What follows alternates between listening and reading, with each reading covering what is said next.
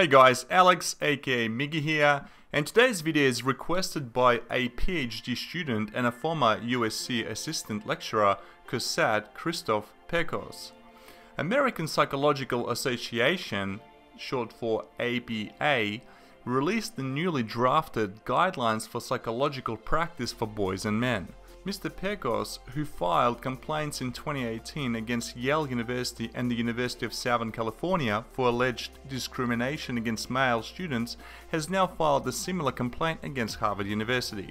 13 years in the making, the American Psychological Association released the newly drafted Guidelines for Psychological Practice for Boys and Men. Backed by allegedly 40 years of science, the APA claims the guidelines boldly pronounce that, quote, traditional masculinity is the cause and consequence of men's mental health concerns. Masculine stoicism, the APA tells us, prevents men from seeking treatment when in need, while beliefs rooted in, quote, masculine ideology perpetuate men's worst behaviors, including sexual harassment and rape. Masculine ideology itself, a byproduct of the, quote, patriarchy, benefits men and simultaneously victimizes them, the guidelines explain. Thus, the APA committee advises therapists that men need to become allies to feminism. Quote, change men, end quote, an author of the report stated, and quote, and we can change the world. But if the reaction to the APA's guidelines is any indication, this change won't happen anytime soon. Criticism was immediate and fierce.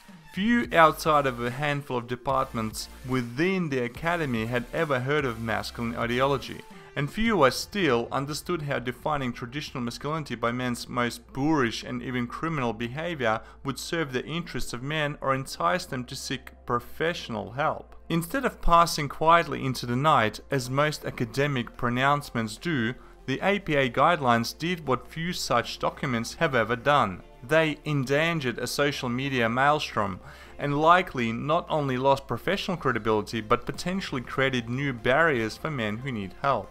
It is tempting to excuse the APA's guidelines as the byproduct of a select group of scholars whose intentions were good but whose delivery was tone deaf. In today's hyper-politicized environment, good intentions are often converted into the currency of ill will. Yet the APA was forewarned by at least one psychologist that the guidelines would not be well received, that the document's overtly partisan language and politically progressive narratives would not encourage men to receive services, but to keep them away.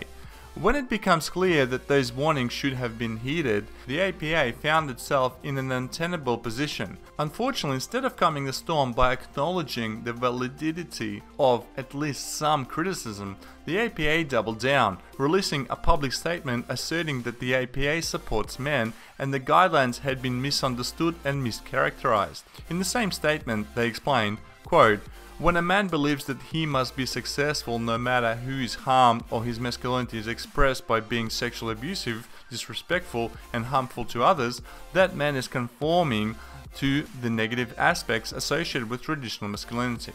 In other words, according to the APA, these selfish, violent, and abusive behaviors are not an issue of a person's character.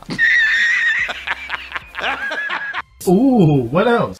Nor are they related to a person's individual pathology. They are all about masculinity, especially traditional masculinity.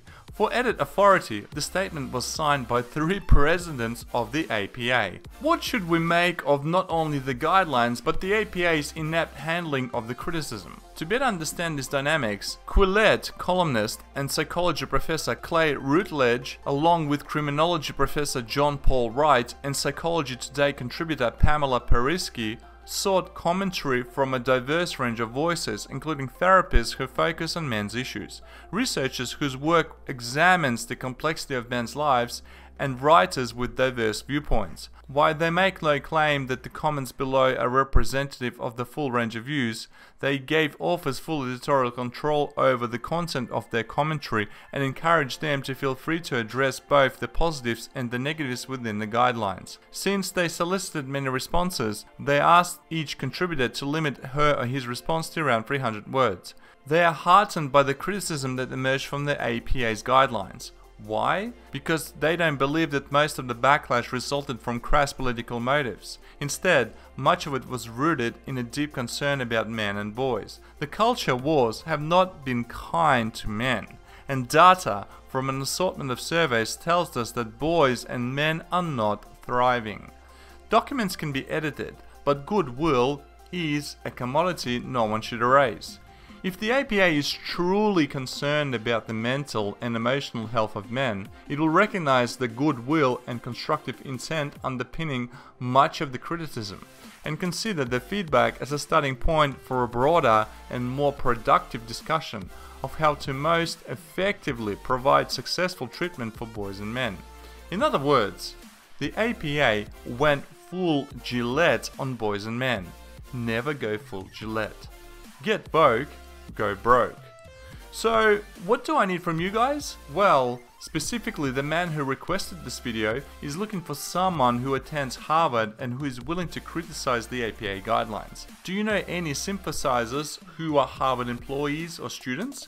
If you do, send myself an email, drivenanddesired@gmail.com. That's drivenanddesired, all one word, @gmail.com. I'd love to hear about it and then pass it on to Mr. Pekos. Thanks for watching. If you also want to sponsor a video, check the info in the video description.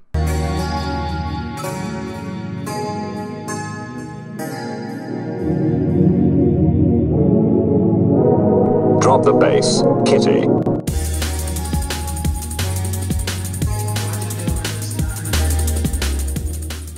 If you want to protect your online privacy and help my channel out at the same time, visit drivenanddesired.com/NordVPN.